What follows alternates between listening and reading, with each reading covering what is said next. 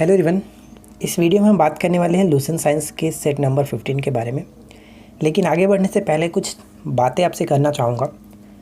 देखिए फ्रेंड्स, एक चीज़ मैं आपको बता दूं कि आपने करीब 2 से 3 महीने तक, मुझे पता है कि कुछ लोग हैं जो कि सीरियसली होकर के एग्ज़ाम्स को लेकर के फोकस हैं और वो अच्छे तरीके से पढ़ाई कर रहे हैं रेगुलर।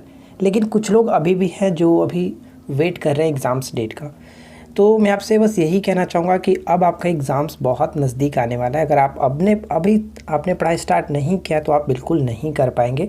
लास्ट टाइम में पढ़ाई नहीं होता, उस टाइम पे रिवीजन्स किया जाता है, और आपने कुछ पढ़ाई नहीं है तो रिवीजन्स क्या खा करेंगे। बाकी मुझे कुछ चीज़ें नहीं कहनी है, आप वो अपना समझ दीजिएगा। जो मुझे कहना था वो मैंने कह दिया। फिलहाल मैं आपको बता दूं कि इस वीडियो में आपको 25 MCQ देखने को मिलेगा, जिस तरह से हम डेली देखते आ रहे हैं। तो चलिए शुरू करते हैं। देखिए, सबसे पहला क्वेश्चन कह रहा है कि पेचिश रोग के लिए उत्तरदायी प्रोटोजोआ कौन सा है।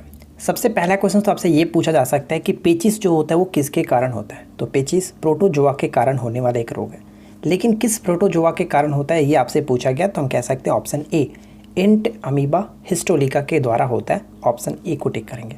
अगर आपसे ये पूछ ली कि पेचिश से प्रभावित अंग कौन सा होता है, तो ये भी याद रखिएगा कि आंत प्रभावित होता है।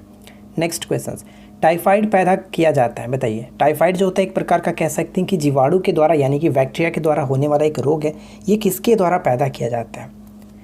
तो कह सकते हैं वो कौन सा जीवाणु होता है? साल्मोनेला टाइफी द्वारा होता है। ठीक है, साल्मोनेला टाइफी जो जीवाणु है वही टाइफाइड को करता है। नेक्स्ट क्वेश्चन, निम्नलिखित में से विटामिन कौन सा है? तो यहाँ पे 4 ऑप्शंस में से बताइए कि विटामिन कौन सा है। तो ध्यान दीजिएगा फ्रेंड्स, अगर हम यहाँ पे बात करें विटामिन की तो ऑप्शन ए करेक्ट होगा, फॉलिक अम्ल, जिसको हम लोग B9 के रूप में जानते हैं। ठीक है, B9 फॉलिक अम्ल के रूप में जाना जाता है। इसे हम लोग और भी अन्य नाम से जानते हैं, जैसे फॉलिक अम्ल आपने देखा, फोलासिन भी कहते हैं, और इसे फॉलेट के नाम से भी जाना जाता है। अगर मैं आपसे पूछूँ कि क्या ये विटामिन जल में घुलनशील है या नहीं, तो आपका जवाब क्या होगा? अगर मैं आपसे बोलूँ कि B9 जो है, यानी कि फॉलिक जो अम्ल है, क्या वो जल में घुलनशील है या नहीं, तो आपका जवाब क्या होना चाहिए? तो अगर आपने जवाब हाँ में दिया है तो बिल्कुल सही है कि क्योंकि ये जल में घुलनशील है। अब आपको ये चीज़ पता होगा कि बी और सी 2 ऐसे विटामिन हैं जो कि जल में घुलनशील होते हैं। तो बी का मतलब जितने भी बी कॉम्प्लेक्स के अंतर्गत आएंगे, B1, B2, B3, B5, इस सभी के सभी जो होंगे वो जल में घुलनशील होंगे। साथ ही साथ सी विटामिन भी जल में घुलनशील होता है। तो कह सकते हैं कि B9 जल में घुलनशील है। चलिए फिलहाल देखिए नेक्स्ट क्वेश्चन क्या है। निम्नलिखित में से कौन पौधे का जनन अंग है? निम्नलिखित में से कौन पौधे का जनन अंग है? क्या होगा इस क्वेश्चन का राइट आंसर? तो ध्यान दीजिएगा फ्रेंड्स, अगर हम बात करें पौधे के जनन अंग, तो पुष्प को पौधे के जनन अंग के रूप में जानते हैं। और पुष्प के अंतर्गत बाह्य दलपुंज, दलपुंज, पुमंग और जयांग, ये सभी के सभी आते हैं। तो कह सकते हैं कि ये सभी के सभी पौधे का जनन अंग है। तो राइट आंसर क्या होगा? Option D, 1, 2, 3, 4। लेकिन यहाँ पे एक छोटा सा पॉइंट आपको ध्यान रखना है। अगर आपसे पूछ ले कि पुमंग किसका जननांग है, यानी कि नर का या फिर मादा का, तो ये ध्यान रखिएगा फ्रेंड्स, हम कह सकते हैं कि जो पुमंग होता है वो नर जननांग होता है, जबकि जयांग के रूप में अगर हम बात करें तो ये मादा जननांग होता है। ये भी आपको याद रखना है। चलिए फिलहाल बात करते हैं नेक्स्ट क्वेश्चन की। पौधों में होने वाली क्रियाओं में से एक जो कि इनका तापमान को कम कर सकती है, कौन सी होती है? तो इस प्रश्न का राइट आंसर हमारा हो जाएगा ऑप्शन बी, वाष्पोत्सर्जन। नेक्स्ट क्वेश्चन की श्वेत प्रकाश का अपने विभिन्न रंगों में अलग होने की क्रिया को क्या कहते हैं? देखिए, इसके बारे में हम लोग ऑलरेडी कई बार डिस्कस कर चुके हैं। अगर हम बात करें प्रिज्म में और श्वेत प्रकाश इससे होकर के गुजरता है तो ये 7 रंगों में विभक्त होता है, और इस 7 रंगों में विभक्त होने की जो घटना होती है उसको हम लोग कहते हैं वर्ण विक्षेपण। ठीक है, वर्ण विक्षेपण यहाँ पे करेक्ट आंसर होगा ऑप्शन डी।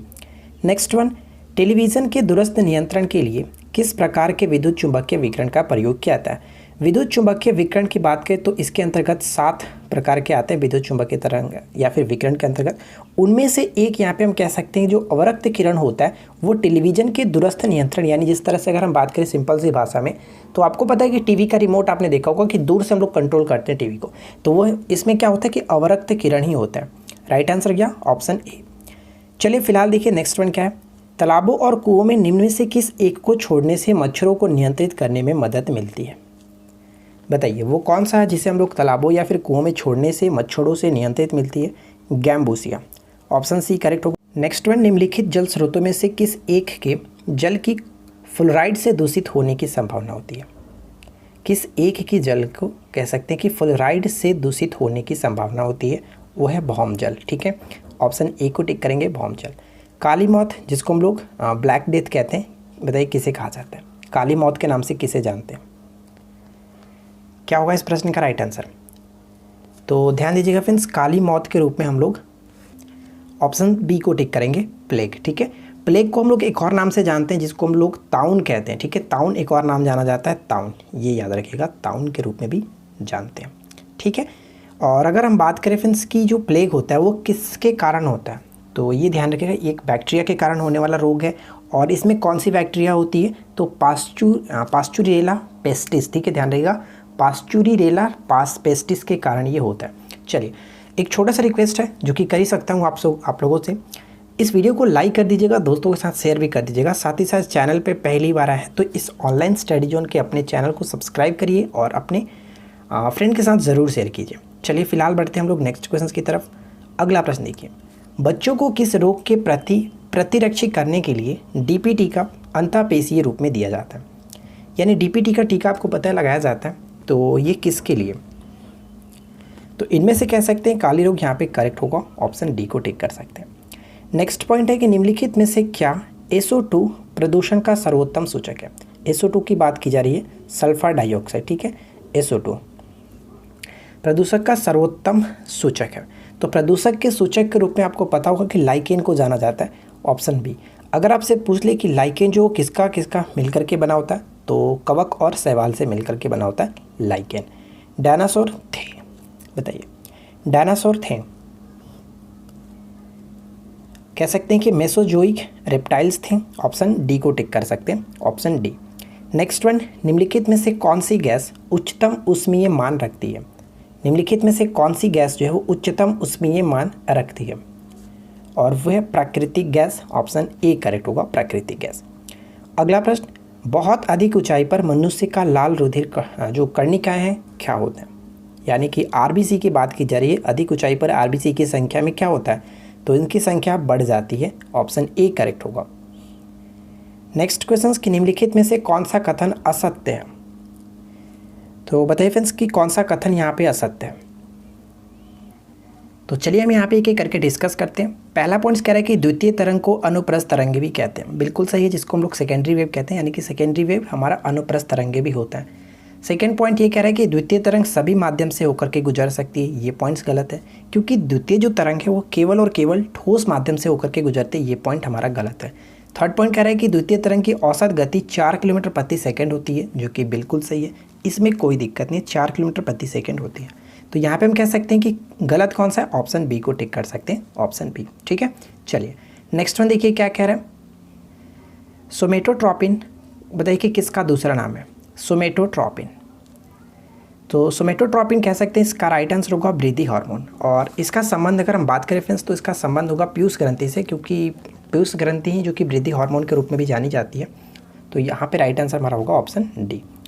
मानव शरीर का कौन सा अंग ऑस्टियोपोरोसिस नामक बीमारी से प्रभावित होता है?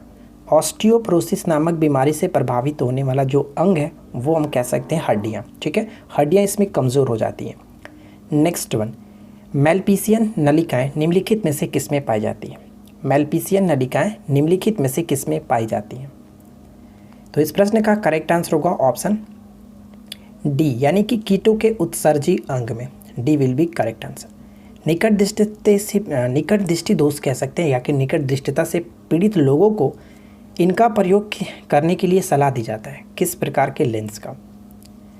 तो निकट दृष्टि दोष के लिए हम कह सकते हैं कनकेव लेंस। और कनकेव का मतलब क्या हुआ? कनकेव, यानी कि हम कह सकते हैं कि अवतल लेंस। ठीक है, या फिर आप इस तरह से भी याद रख सकते हैं, जैसे यहाँ पे निकट की बात करें तो निकट में 3 जो कि लेटर आप कह सकते हैं 3 अक्षर है, तो अवतल को याद रखें 3 पर 4 एक बढ़ाकर। ठीक उसी तरह से दूर की बात करें तो दूर दृष्टि दोष के लिए 2 और यहाँ पे 3 आता है उत्तल लेंस, तो 2 पे 3 एक बढ़ा करके, 3 पे 4 एक बढ़ा करके, इस तरह से याद रख सकते हैं, बहुत सिंपल तरीके से। ठीक है, चलिए नेक्स्ट क्वेश्चन है कि यकृत से संबंधित निम्नलिखित कथनों पर विचार कीजिए और इन कथनों में सत्य कथन चुनें। तो यहाँ पे 3 पॉइंट्स लिखे गए यकृत के संबंध में बात करना, तो चलिए एक करके देखते हैं। पहला पॉइंट कह रहा है कि यह पीत का स्राव करता है, जो कि वसा का पाचन में मदद करता है। बिल्कुल सही है कि पीत का जो स्राव होता है वो यकृत से होता है, जबकि पीत का जमा से अगर बात करें, पीत कहाँ पे जमा होता है, तो वो जाकर के पित्ताशय में होता है। ठीक है, सेकेंड पॉइंट है कि यह शरीर के एक भाग से दूसरे भाग तक ऑक्सीजन के परिवहन में सहायता करता है, ये पॉइंट गलत है क्योंकि ऑक्सीजन का प्रवाह हम ये नहीं कह सकते कि ये करता है। ठीक है फ्रेंड्स, ये पॉइंट्स गलत है। थर्ड पॉइंट कह रहा है कि यह ग्लाइकोजेन के लिए संचायक अंग का कार्य करता है। बिल्कुल सही है, ये ग्लाइकोजेन के लिए संचायक अंग का कार्य करता है। यहाँ पे बिल्कुल सही है क्योंकि ये ग्लूकोज को ग्लाइकोजेन में कन्वर्ट करके रखता है अगर आवश्यकता पड़ती है तो यहाँ पे फर्स्ट और थर्ड करेक्ट होगा, इस वजह से ऑप्शन हम सी को टिक कर सकते हैं। चलिए अगला पॉइंट्स क्या है, निम्न कथनों पर विचार कीजिए। 3 पॉइंट्स दिए गए, 2 पॉइंट्स हैं, तो दोनों को पढ़िए और बताइए कि कौन सा कथन यहाँ पे सही होगा। ब्लीचिंग पाउडर को चूने के पत्थर को भट्टी में गर्म करके प्राप्त किया जाता है। ये पॉइंट्स गलत है क्योंकि मैं आपको बता दूं फ्रेंड्स कि ब्लीचिंग पाउडर को प्राप्त करने के लिए बुझे हुए चूने पर से हम कह सकते हैं कि क्लोरीन गैस को गुजारने पर हमें ये प्राप्त होता है ब्लीचिंग पाउडर। और ब्लीचिंग पाउडर एक प्रकार का विरंजक के रूप में हम लोग इस्तेमाल करते हैं। तो यहाँ पे सेकंड पॉइंट बिल्कुल सही है कि ब्लीचिंग पाउडर लॉन्ड्री में सामान्यतः विरंजक के रूप में इस्तेमाल किया जाता है। फर्स्ट गलत है, सेकेंड सही है, option C will be correct answer. चलिए नेक्स्ट क्वेश्चन कह रहा है कि पदार्थ का परमाणविक सिद्धांत सर्वप्रथम किसने प्रस्तावित किया। पदार्थ का परमाणविक सिद्धांत सर्वप्रथम किसने प्रस्तावित किया था। ऑप्शन ए करेक्ट आंसर है, जॉन डाल्टन। ठीक है, जॉन डाल्टन करेक्ट आंसर है। निम्नलिखित कथनों पर विचार कीजिए। फर्स्ट और सेकंड पॉइंट दिए गए, दोनों को पढ़िए और बताइए कि क्या सही है। पहला पॉइंट है कि हीलियम गैस का उपयोग हवाई जहाज के टायरों में हवा भरने के लिए किया जाता है। बिल्कुल सही है। सेकेंड पॉइंट है कि हीलियम की खोज सर विलियम रैमसे और मैरियस डब्ल्यू ट्रैवर्स ने किया था। ये पॉइंट्स गलत है क्योंकि इसकी खोज हम कह सकते हैं कि 18 अगस्त 1868 को 2 खगोल वैज्ञानिक पियरे जेनसन और साथ ही साथ नॉर्मन लोकियर के साथ मिलकर के किया गया था। सेकेंड पॉइंट गलत हो जाता है। सही क्या है, केवल और केवल एक, ऑप्शन ए को टिक कर सकते हैं। चलिए इस वीडियो का आखिरी प्रश्न देख लीजिए, क्या कह रहा है कि रासायनिक रूप से रेशम के रेशे प्रमुखता क्या होते हैं। तो यहाँ पे हमारा राइट आंसर हो जाएगा ऑप्शन ए प्रोटीन। ठीक है, ऑप्शन ए को टिक करेंगे। तो इस प्रश्न का करेक्ट आंसर होगा ऑप्शन ए। तो फ्रेंड्स उम्मीद करता हूँ कि आप लोगों ने 25 में से काफ़ी अच्छी स्कोरिंग की होगी। वीडियो पसंद आया तो वीडियो को लाइक कर दीजिए, अपने दोस्तों के साथ शेयर कर दीजिए। एक छोटा सा इन्फॉर्मेशन मैं आपको और देना चाहता हूँ कि आज सैटरडे है और हमारे जो कि एप्लीकेशंस पे आज ऑफ़र का लास्ट डेट है। अगर आप इंटरेस्ट रखते हैं तो वहाँ पे जाकर के अपनी मनपसंद की कोर्सेज़ काफ़ी कम कीमत में, जो कि 50% ऑफ चल रहा है सिर्फ आज के लिए, जाकर के वहाँ से ले सकते हैं। ठीक है, मैथ्स के कोर्सेज़ और एंशिएंट हिस्ट्री के कोर्सेज़ पे आपको काफ़ी डिस्काउंट मिल रहा है, जाकर के आप ले सकते हैं। तो बस आज की इस वीडियो में इतना ही, मिलते हैं नेक्स्ट क्लास में। Thanks for watching, keep watching, keep learning, have a good day.